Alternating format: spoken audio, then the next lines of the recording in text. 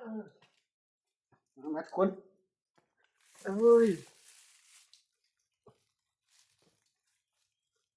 เราจะดักเมียนสามหลังเนาะ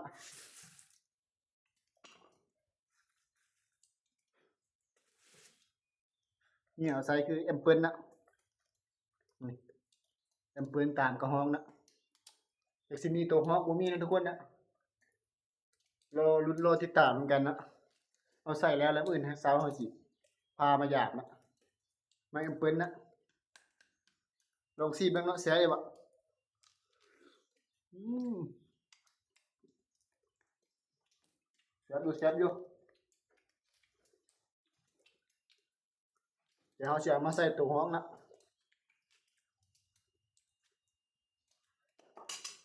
นี่ปาดเป็นบิงอันนี้มันหอมมาเอ็มเปิล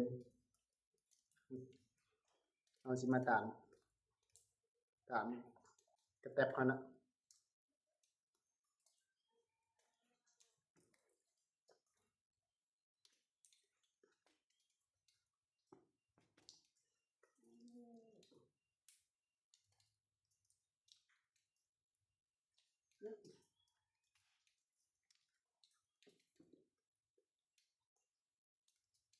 ยุ่งก็หลายเลยทุกคนเลย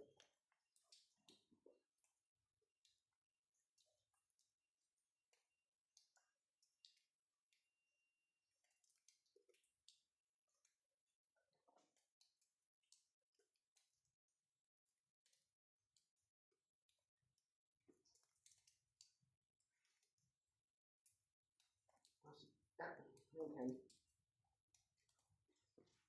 แล้วแถวหัวใจน้ำยากนี่คนเนี่ย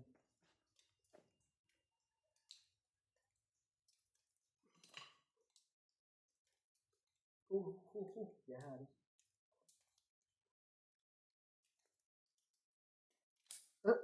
อุ้ย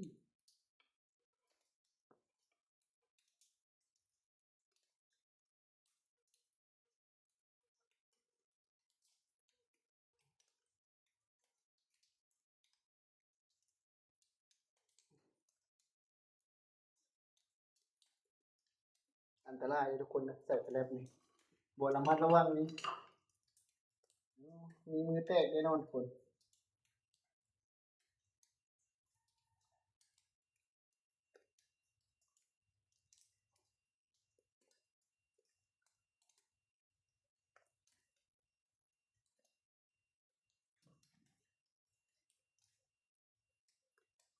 เรียบร้อยในหลังเละทุกคนเสียวเว้ย